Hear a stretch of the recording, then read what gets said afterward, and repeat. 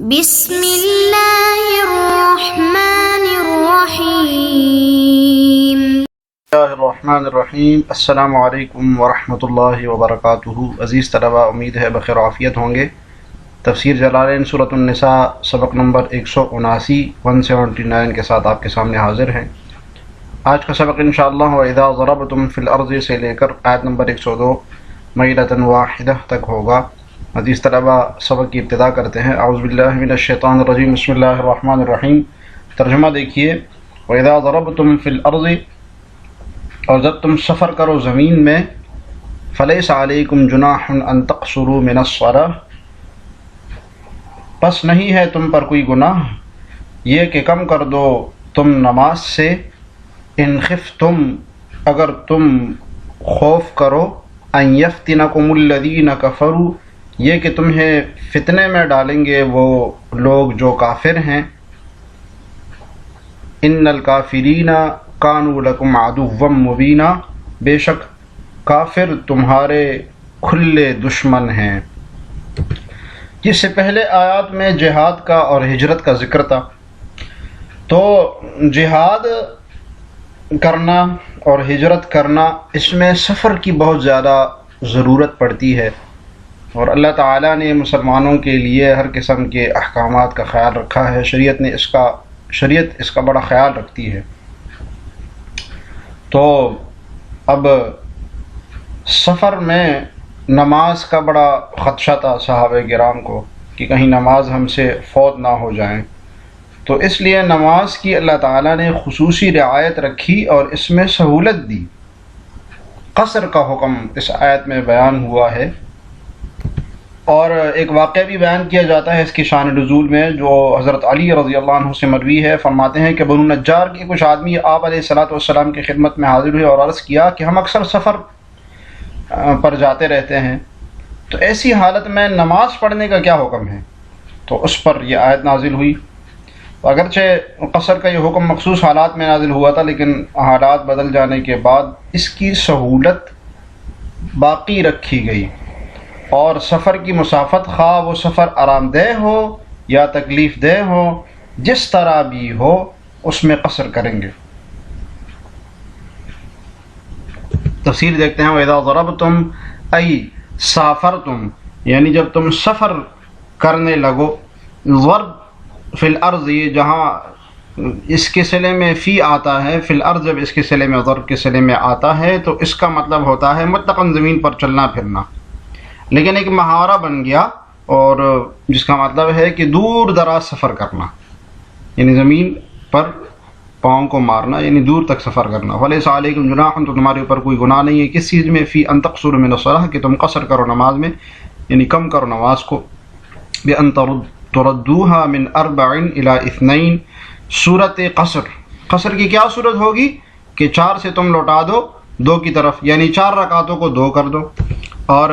صاحب جلالین نے اس طرف اشارہ بھی کر دیا کہ یہ والا جو ان تقصروا من الصلاۃ کا جو حکم ہے، یہ صرف 4 رکعتوں کے ساتھ خاص ہے۔ 4 رکعتوں والی نماز میں یہ حکم ہے کہ اس کو 2 پڑھیں گے،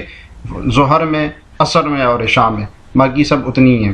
ان خفتم ان یفتنکم، اگر تمہیں خدشہ ہو کافروں کی طرف سے کہ وہ تمہیں فتنے میں ڈالیں گے، ای ینالکم بمکروہ، یعنی تمہیں تکلیف میں مبتلا کر دیں گے، پہنچا دیں گے تمہیں تکلیف دے دیں گے تمہیں۔ الذین کفروا، کون لوگ؟ کافر لوگ۔ بیان للواقع، اس وقت کے حالات کے اعتبار سے واقع کا بیان ہے، کیونکہ اس زمانے میں جب لوگ سفر کرتے تھے تو ظاہر ہے مسلمانوں کے دشمن تھے کفار مشرکین، تو ان سے خدشہ رہتا تھا مسلمانوں کو کہ اگر ہم سفر میں نماز میں مشغول ہو جائیں گے تو ممکن ہے وہ ہماری اوپر حملہ کر دیں، پریشانی ہوتی تھی حملے کی دور جب سفر کرتے تھے۔ تو وہ جو نزول کا زمانہ تھا اس کی طرف اشارہ کر رہے ہیں۔ ایفتنکم الذین کفروا، صاحب جلالین کہہ رہے ہیں یہ اشارہ ہے نزول کے زمانے کی طرف، کیونکہ اس وقت یہ خوف ہوتا تھا کہ کافروں کے حملے کا خدشہ ہوتا تھا اگر وہ نماز میں مشغول ہو جائیں گے۔ اذا کا، اس لیے وہاں پر فلا مفہوم لہ، اس کا مفہوم مخالف مراد نہیں ہے۔ تو اب صاحب جلالین کہہ رہے ہیں کہ یہ اس زمانے کے لیے تھا، خوف والی بات جو تھی اس زمانے کے اعتبار سے بیان کیا، اس کا مفہوم مخالف مراد نہیں ہے۔ کیا مطلب یہ کہ خوف شرط نہیں ہے، مسافر کے لیے یہ شرط نہیں ہے کہ اگر اس کو سفر میں خوف ہوگا تب ہی وہ قصر کرے گا، یہ شرط نہیں ہے، اس کا مفہوم مخالف مراد نہیں لیا جائے گا، بلکہ اگر سفر امن والا بھی ہو وہاں پر بھی قصر کرے گا۔ فلا مفہوم لہ سے صاحب جلالین یہ بتا رہے ہیں، اور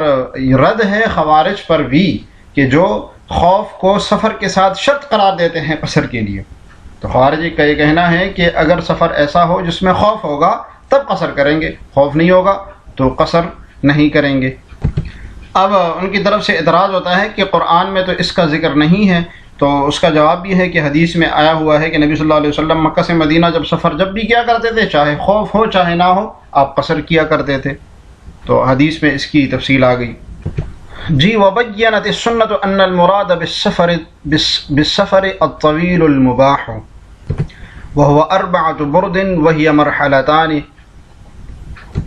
جی یہاں سے صاحب جلالین یہ بتا رہے ہیں کہ ضربتم فی الارض میں سفر کا بیان تھا، سفر، اب اس سفر کی مقدار کتنی ہونی چاہیے، وہ کتنا سفر ہو کہ جس میں قصر کریں گے، یہ تفصیل صاحب جلالین بتا رہے ہیں۔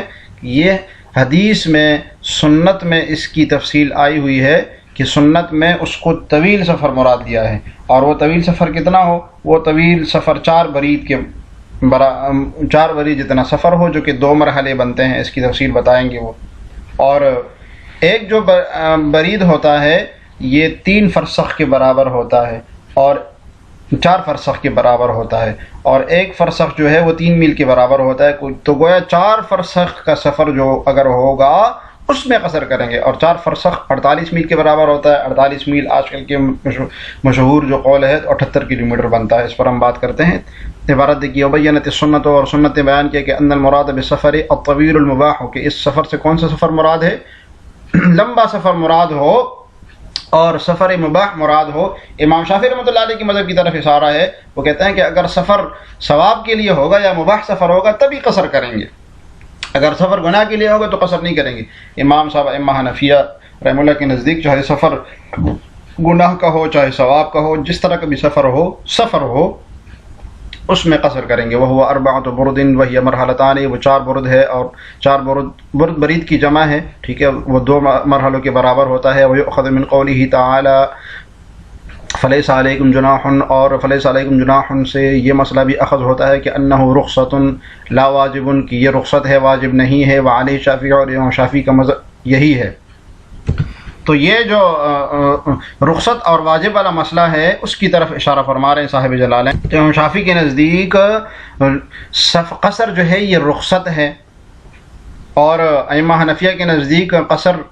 ٹھیک ہے، رخصت تو ہے، 4 رکعت سے 2 کر دی گئی ہیں، لیکن یہ ایسی رخصت ہے جو کہ عزیمت ہے اور اس پر عمل کرنا ضروری ہے، تو امام صاحب کے ہاں یہ واجب ہے، اور امام شافعی کے نزدیک یہ رخصت ہے۔ سفر کے کچھ احکام ہم دیکھتے ہیں۔ آپ نے 4 برد کا لفظ سنا ابھی صاحب جلالین کی عبارت میں، تو اس کو ہم دیکھ لیتے ہیں۔ ایک برید جو ہے یہ 3 فرسخ کے برابر ہوتا ہے عزیز طلبہ، اور 1 فرسخ یہ 3 میل کے برابر ہوتا ہے، تو 4 برید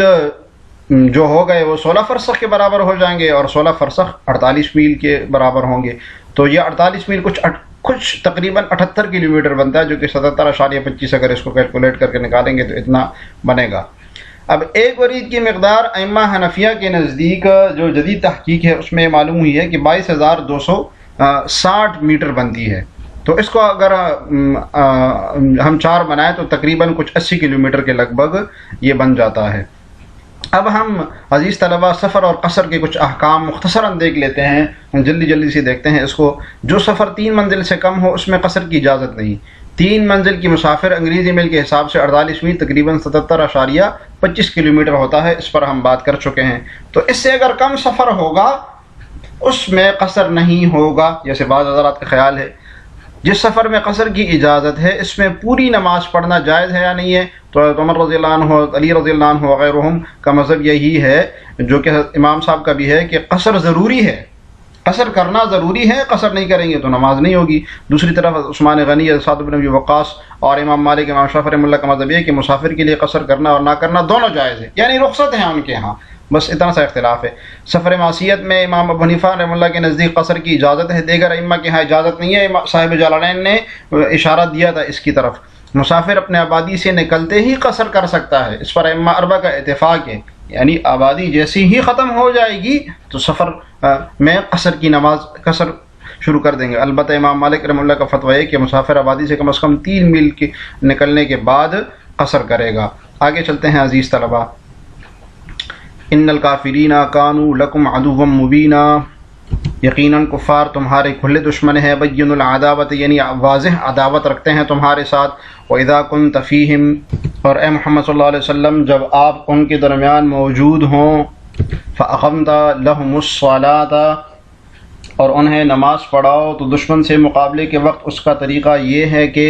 فَلْتَقُمْ طَائِفَةٌ مِّنْهُمْ مَعَكَ کہ مسلمانوں کا ایک گروہ تمہارے ساتھ کھڑا ہو جائے، وَلْيَأْخُذُوا أَسْلِحَتَهُمْ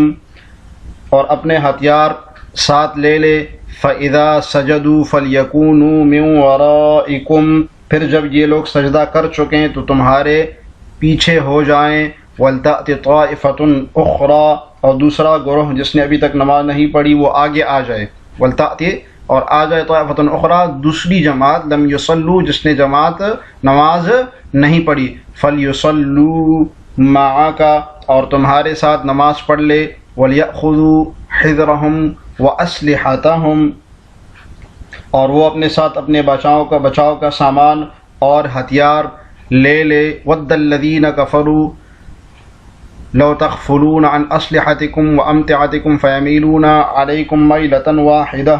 کافر لوگ یہ چاہتے ہیں کہ تم اپنے ہتھیار اور اپنے سامان سے غافل ہو جاؤ تو وہ ایک دم تم پر ٹوٹ پڑیں۔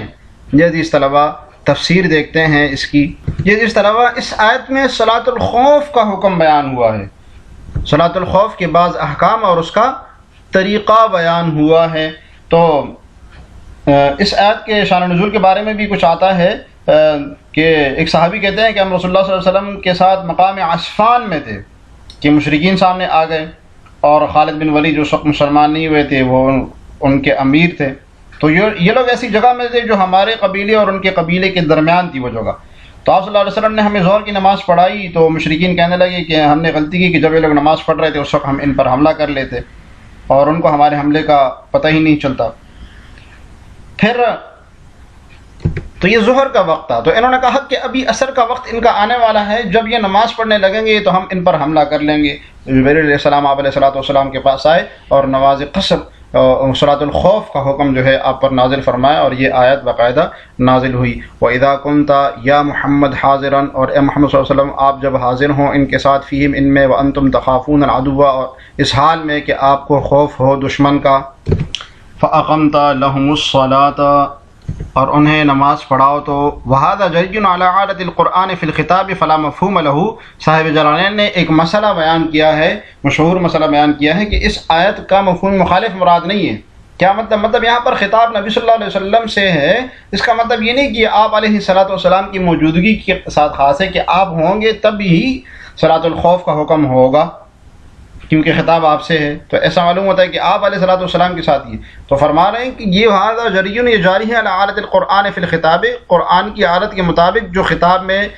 جو قرآن کی عادتاً قرآن میں جو آیا ہے آپ علیہ السلام سے خطاب ہوتا ہے اور خطاب پوری امت سے ہوتا ہے، تو یہ اسی اصول پر جاری ہو رہا ہے۔ فلا مفہوم ہے اس لیے اس کا مفہوم مخالف مراد نہیں ہے کہ آپ نہیں ہوں گے تو پھر صلاۃ الخوف کا حکم بھی نہیں ہوگا، فرمارے ایسا مراد نہیں ہے۔ فَلْتَقُمْ طَائِفَةٌ مِّنْهُمْ مَعَكَ تو کھڑی ہو جائے ایک جماعت آپ کے ساتھ، وَتَتَأَخَّرْ طَائِفَةٌ اور دوسری جماعت پیچھے ہو جائے۔ تو وَتَتَأَخَّرْ طَائِفَةٌ کا مطلب ہے کہ ایک جماعت آپ کے ساتھ نماز پڑھے، یہ صلاۃ الخوف کا طریقہ ابھی چل رہا ہے، اور دوسری جماعت جو ہے وہ دشمن کے سامنے چلا جائے۔ وَلْيَأْخُذُوا أَيَّ الطَّائِفَةُ الَّتِي قَامَتْ مَعَكَ اور یہ جو جماعت آپ کے ساتھ نماز پڑھ رہی ہے وہ لے لے اپنے ساتھ اسلحتہم اپنے اسلحے بھی معہم، کیا مطلب اپنے ساتھ دے لیں یا اپنی سامنے رکھ لیں، یعنی کہ فَإِذَا سَجُدُوا پر بس جب یہ سجدے میں چلے جائیں، صلوا یعنی ایک رکعت پڑھ لئے، ایک شرعی پوری ایک نماز پڑھ لے، تو صلو مطلب شروع کر لیں یہ نماز، یعنی کہ ایک رکعت پڑھ لے، فَلْيَكُونُوا تو ہو جائے طَائِفَةُ الْأُخْرَىٰ وہ جو دوسرا دشمن کے سامنے گیا تھا نا وہ مِن وَرَائِكُمْ ہو جائے وہ آپ کے پیچھے، يَحْرُسُونَ إِلَىٰ أَن تَقْضُوا الصَّلَاةَ یعنی وہ پیچھے چلا جائے اور چوکیداری کرے، إِلَىٰ أَن تَقْضُوا الصَّلَاةَ یہاں تک کہ نماز پوری ہو جائے۔ یہ جو تفسیر بیان کی ہے نا یہ امام شافعی رحمہ اللہ کے نزدیک ہے، اور ان کے ہاں یہ ہے کہ یہ پہلی جو جماعت ہے یہ آ کے پوری نماز امام کے پیچھے پڑھ لے گی اور اپنی نماز پوری کر کے یہ آگے چلی جائے گی، اور دوسری والی جو جماعت ہے وہ آ جائے گی اور وہ اس امام کے پیچھے نماز پڑھے گی۔ چونکہ امام شافعی رحمہ اللہ کے نزدیک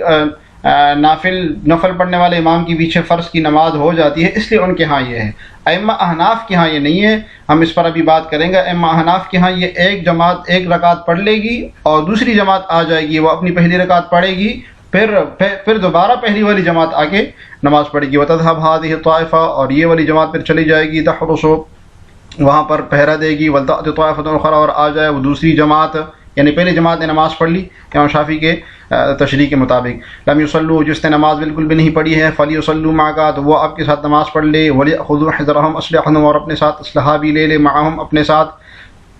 إِلَىٰ أَن تَقْضُوا الصَّلَاةَ، یہاں تک کہ نماز مکمل ہو جائے۔ وَقَدْ فَعَلَ صلی اللہ علیہ وسلم كَذَلِكَ بِبَطْنِ نَخْلٍ، جی شان نزول کی طرف اشارہ ہے کہ بطن نخل، وادی نخل میں جو ہے آپ علیہ السلام نے صلاۃ الخوف اسی طرح سے پڑھائی تھی، رواہ الشیخان۔